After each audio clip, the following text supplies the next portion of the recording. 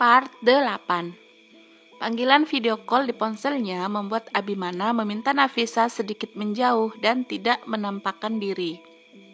Bukan karena Abimana tidak gentleman, tapi lebih tepatnya Abimana takut kedua orang tua Felisa mendadak jantungan.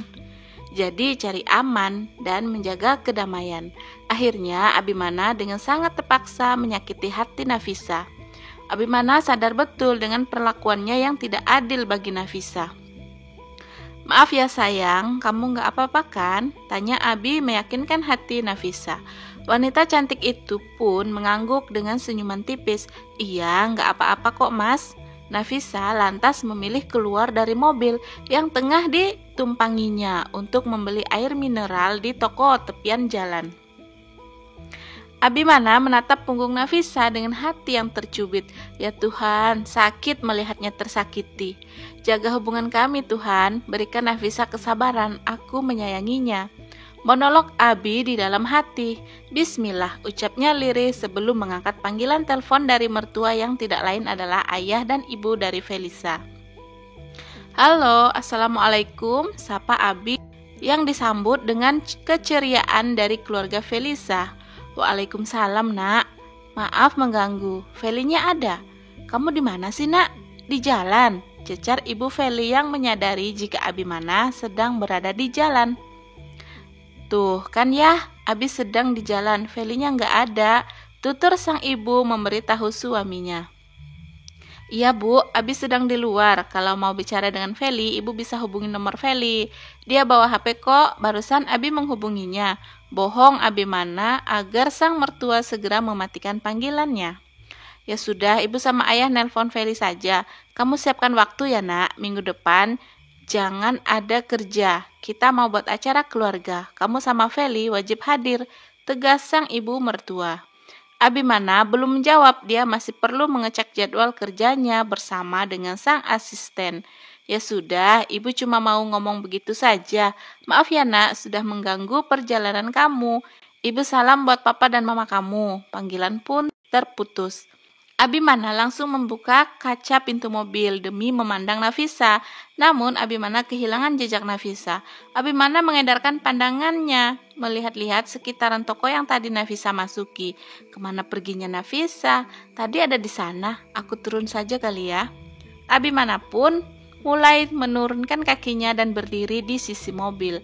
Langkah Abi mulai mendekati pertokoan. Dia terus mengedarkan pandangannya sampai dia melihat sosok perempuan yang tengah bercerita. Terlihat sangat akrab. Abimana yakin itu Nafisa, tapi dengan siapa? Dengan mata kepalanya, Abimana melihat jika Nafisa tengah mengusap air mata yang mulai membasahi pipinya. "Kenapa dia menangis?" lirih Abimana berkata. Hatinya tiba-tiba saja panik, takut orang yang di depan Nafisa sedang menyakiti hati istrinya. "Nah," panggil Abimana, dan Nafisa langsung menoleh seraya menghapus pipinya yang basah. "Kamu nangis?" selidik Abimana dengan menatap tajam lawan bicara sang istri. "Ya sudah, Mbak, permisi ya Sa," pamit wanita yang sejak tadi ternyata sedang bicara dengan Nafisa. "Sampaikan maafku ya Mbak." Suara Nafisa bergetar mengucapkan kalimat maaf itu pada lawan bicaranya. Setelah wanita itu menoleh dan mengangguk, Nafisa langsung menghapus jejak air mata yang sudah basahi pipi mulusnya. Abimana membawa Nafisa agar bisa menghadap padanya. "Why?" singkatnya bertanya. Nafisa mendongak untuk menatap manik mata Abimana. Tak lama kemudian dia menggeleng seraya mengulas senyuman dan berkata, "Enggak kok mas, aku baik-baik saja."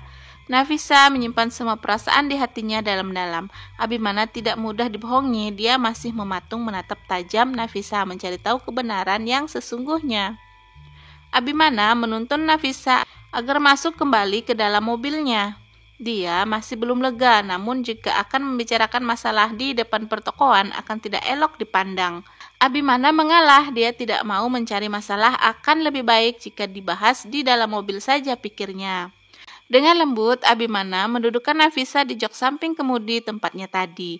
Setelah Nafisa duduk manis di tempatnya, Abimana pun langsung menempati tempatnya semula.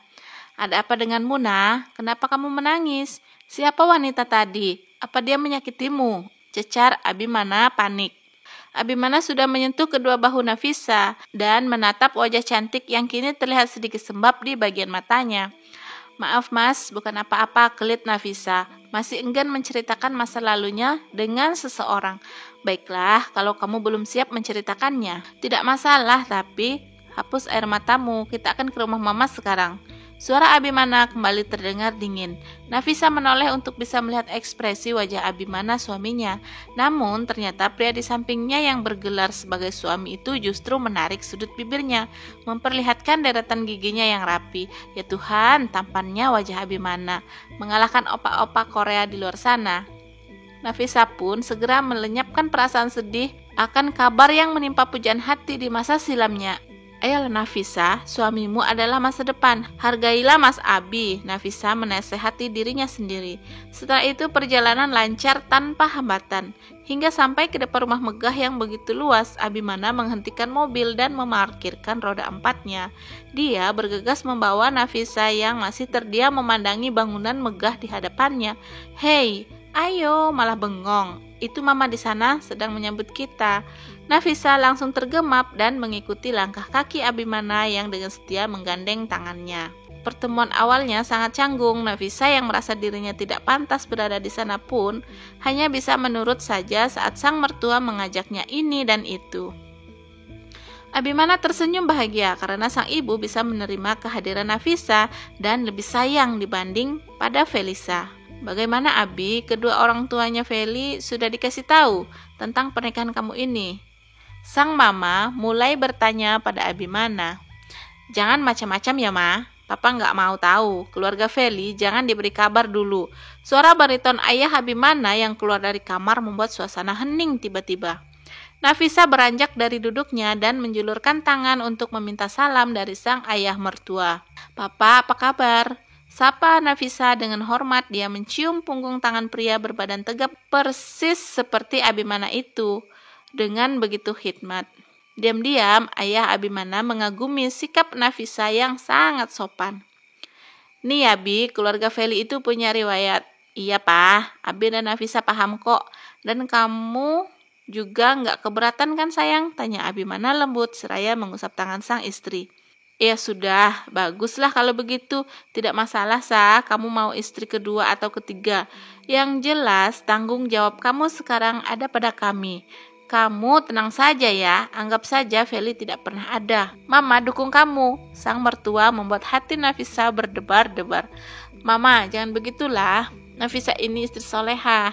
Jangan cemari otaknya dengan kebencian, protes Abimana. Bukan karena Abimana mencintai Feli, hanya saja Abimana malu mendengar sang mama mengatai Feli yang lebih dulu menyandang statusnya sebagai istri. Ah kamu, gak asik. Sa, ayo ikut mama. Mama mau kasih kamu hadiah pernikahan. Abi jangan ikut, di sini saja sama papa. Nafisa pun mengekori langkah sang mertua yang berjalan di depannya. Sa, ini dia kamar Abimana saat masih tinggal sama mama. Sekarang kan dia tinggal di rumahnya sendiri. Mama pikir kamu saja yang tinggal di sini. Bagaimana? Tanya sang mertua. Nafisa hanya diam dan tersenyum. Nah, tanya sama Mas Abi dulu ya, Ma. Kalau Mas Abi ngizinkan, ya, nah tinggal di sini sama mama. Jawab Nafisa ramah. Iya bener tuh. Istri mah nurut aja sama suami. Jangan kayak si Feli. Gedek banget mama sama dia. Mama bener-bener kecewa sama dia. Nih ya, Sa. Kamu harus pinter-pinter ngerayu Abi dan pancing dia supaya cepat buatin mama cucu. Goda-goda dikit gak apa-apa kali ya, Sa. Sama suami sendiri aja, jangan malu-malu. Banyak tuh wanita-wanita di luar sana yang baru kenal malah godainnya sampai berlebihan. Nah, kalau kamu kan sama suami sendiri, sah-sah aja. Maaf loh ya, mama bukan nyamain kamu. Mama tahu kamu spesial, mudah-mudahan Allah cepatnya kasih mama cucu. Amin. Tiada kata selain mengamini doa tulus dari seorang ibu untuk anak menantunya. Begitu pula yang Nafisa lakukan, dia mengamini keinginan sang mama mertua.